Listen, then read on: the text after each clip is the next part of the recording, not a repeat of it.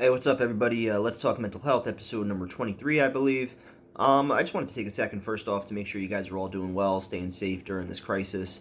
It's definitely not easy, kind of isolating and, doing the quarantine. Nothing's open, so you kind of really don't have a choice, and you understand it's in the best interest of everybody. But I feel like I'm not alone in saying that, these are the things that typically, people that struggle with mental health, these are the things you do when you're struggling. You isolate, you keep to yourself, but it's important to remember, like Tyson said in the last video, that you do have outlets out there. There's social media, there's like Zoom conferences, there's tons of things you can do to, keep in touch with people, to communicate, to reach out.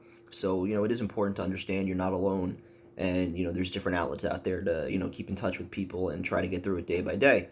But I guess for me, I wanted to just change it up a little bit and, pose a question to you guys as far as why the answers that we talk about seem to get lost in translation. And again, I feel like I'm not alone in this, where we talk about all the things we need to do, whether it's exercise, reaching out to people, just staying active, trying to be positive, reading, whatever you got to do, day by day, just to, not fall into those bad habits, those bad cycles, those bad patterns, that take you a step back or two.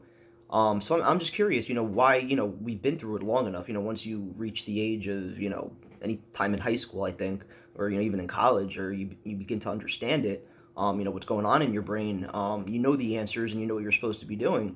Yet, for whatever reason, there are days where it's like, all right, I feel like I'm good, I'm on a good pattern, I feel happy. And then, a couple days later, you're like, oh, how am I back here? In that miserable place, in that miserable state where the anxiety's flowing and everything else. So I'm just curious, what you guys think, how you, I guess, maybe focus on doing more of the positives. Because I know, during these last couple weeks, I started good, I was exercising. And then, the last like week or so, it's been, kind of like a roller coaster again. So, any advice that you guys have? Because again, I'm not an expert here. Any motivational tips, as far as structure goes? I know that's a big thing. Just having a schedule, a way to keep yourself organized, to stay on task. But again, these are all answers that I feel like we all know, yet, somewhere between the ears, it kind of gets lost as far as, the actions to actually make it happen. So, any comments, any feedback, definitely curious to hear it, and talk to you guys later. Be well.